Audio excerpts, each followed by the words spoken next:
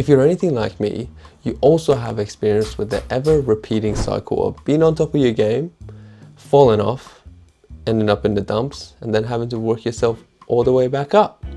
But why is this such a universal experience, and how can we mitigate it?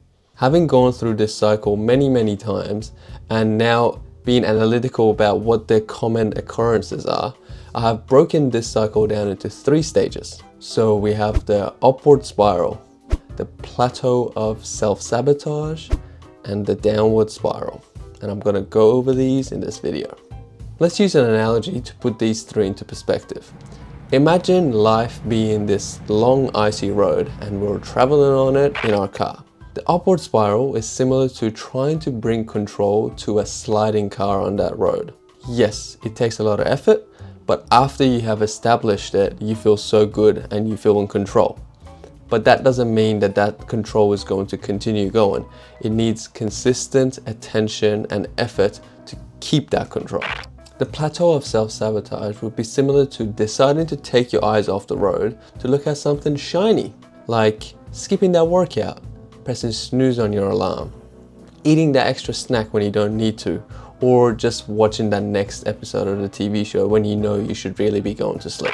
And the downward spiral would be akin to us taking our hands off the wheel while the car is spinning around and just being fully in the whim of the road.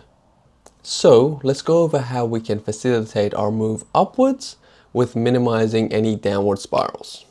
1. Set goals. Goals provide you with the lens required to make decisions. When you hold a long-term goal in mind, your brain releases dopamine. And this is not just when you achieve that goal, your brain also releases dopamine when it perceives movement towards that goal. However, for this to work, your goals need to be very precise. Only when your goals are really dialed in, your brain will be able to accurately estimate if you're moving towards it.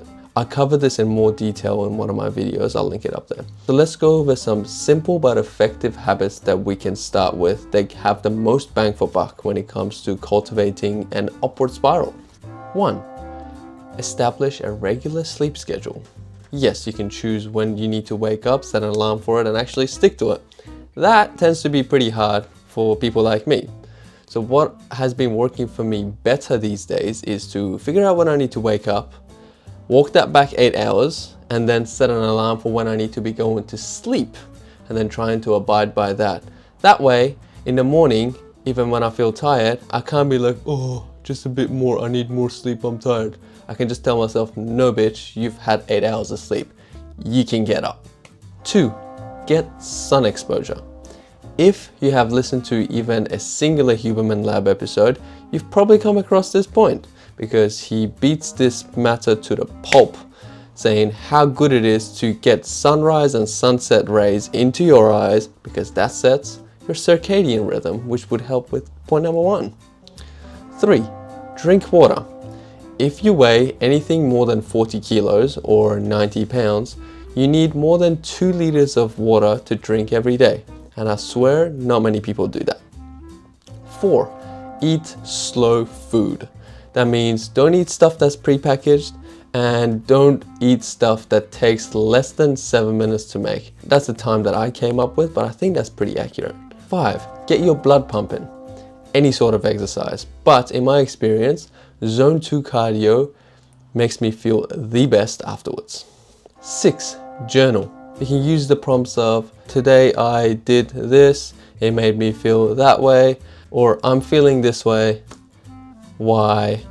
Just investigate your feelings, and the good thing about journaling is there's no structure. You can do whatever you want. And last but not least, meditate.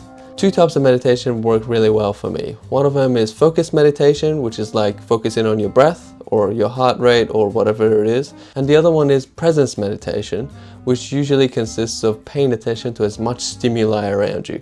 I love going for walk meditation. So I just walk around, focus on how my steps feel, how the bottom of my feet feel when it touches the floor, how the birds sound, what can I see, just taking everything in. And that's so much stimuli that your brain doesn't have enough bandwidth to think about other stuff, so you end up being present. Pick any 3 of these and stick to them for around a week. I bet you anything that after 5 days, you'll be able to experience a positive impact. If you don't, leave me an angry comment. Alright, let's get into how we can prevent downward spirals. 1. Find what makes you feel weak.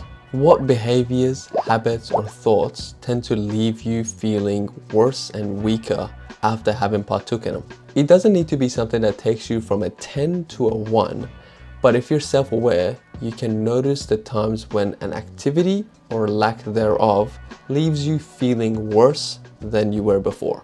A simple example of this would be when you promise yourself to wake up at the time that you set, but then the morning comes and you press snooze.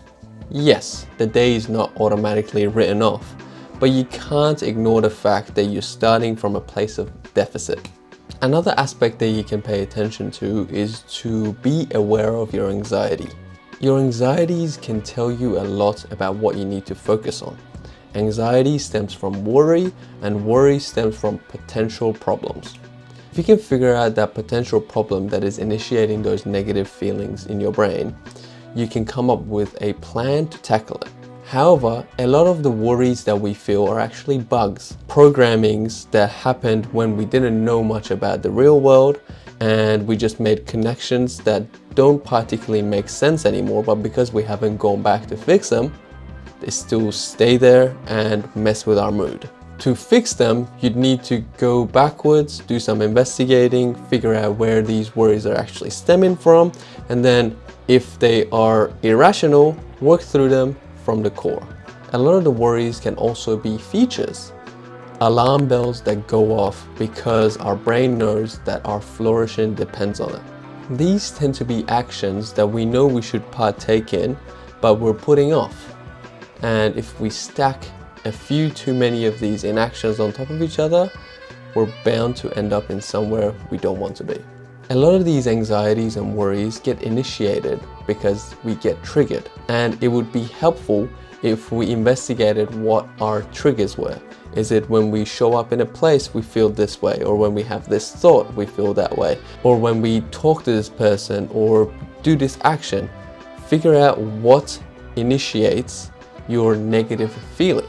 Therefore, if you know them, you can actively remove them from your life, or at least have it in mind, knowing that when this happens, I tend to feel bad. So then when the sensation comes, you can just remind yourself, being like, oh, I just got triggered, and that declaws the negative feeling and makes it a lot easier for you to deal with it.